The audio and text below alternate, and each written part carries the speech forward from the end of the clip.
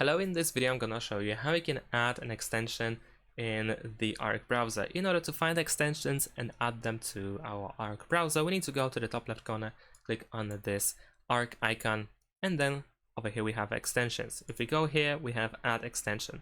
Click on it.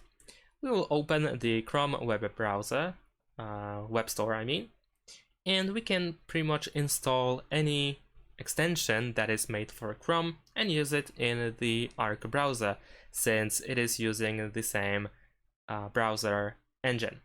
So let's say I'm gonna choose Google Translate, and then I'm gonna add to Chrome. Of course it says add to Chrome, but if we click on it, then we will see this window, and we can confirm that we want to add extension, and it should be added anyway. So if you go back to the same spot, then over here you can see we have the extension.